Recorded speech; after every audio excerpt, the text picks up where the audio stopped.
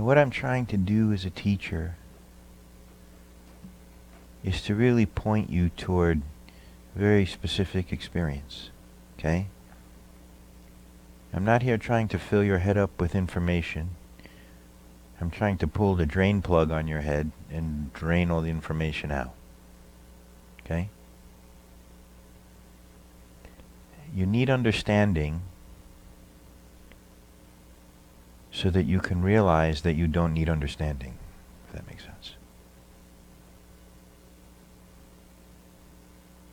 But you need the understanding first so that you can throw it all away. So that's why we're here. I really, really like questions a lot. I encourage you to ask me questions. If you are practicing and you are studying some of the things that we're talking about in Satsang, you will have millions of questions. Okay? Don't be afraid to ask them.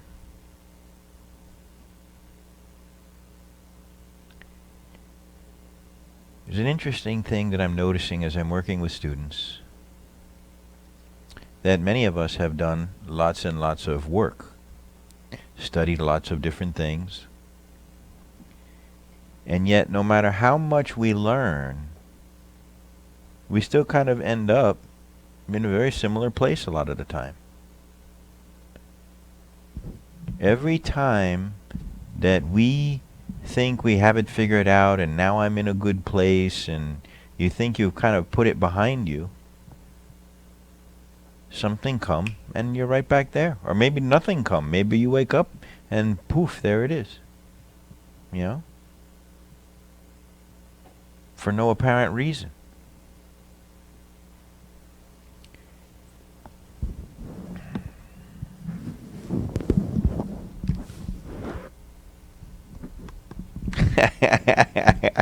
That was an unfortunate place for that mic, huh?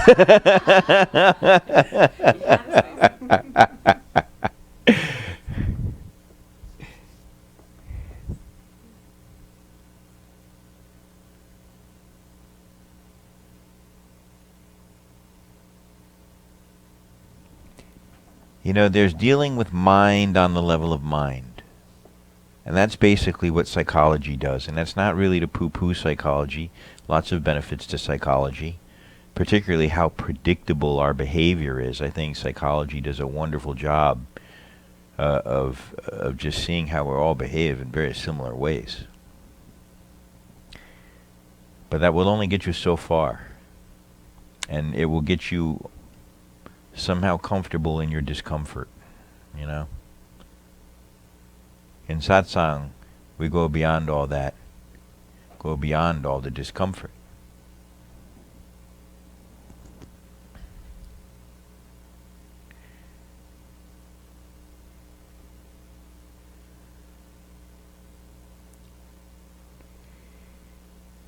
There are times in life where you're like, I got this. You know what I mean? I feel better. I feel so good. I feel amazing. And wow. And like all the clouds part. And you feel amazing. And you're thinking, finally, I've arrived, right?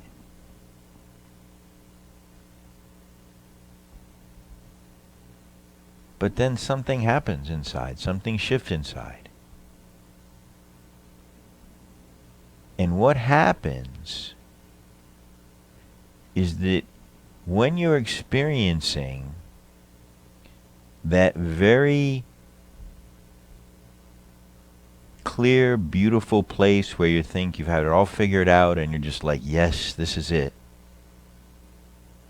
In that moment, there's no pain.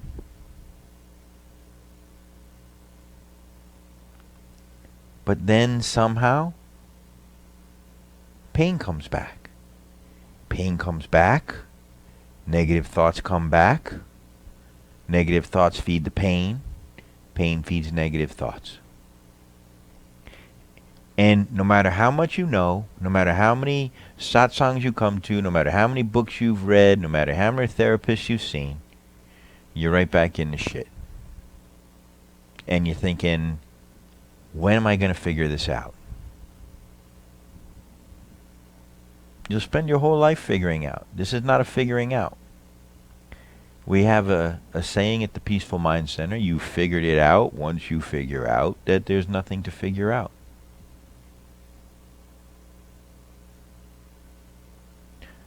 So let me read to you my note from this week.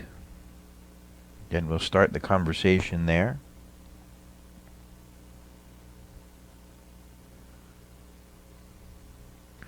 Your pain is the key.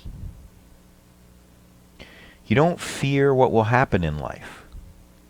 You fear how it will make you feel inside.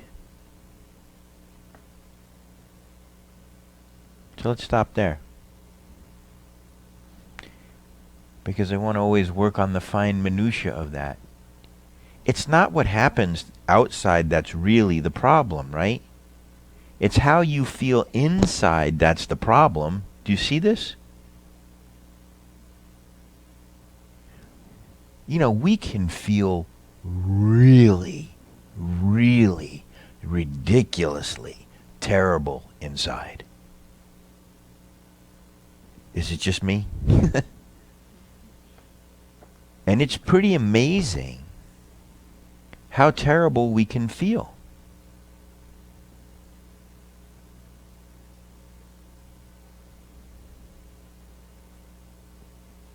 That's the problem. The problem is not what happened. The problem is what goes on in here.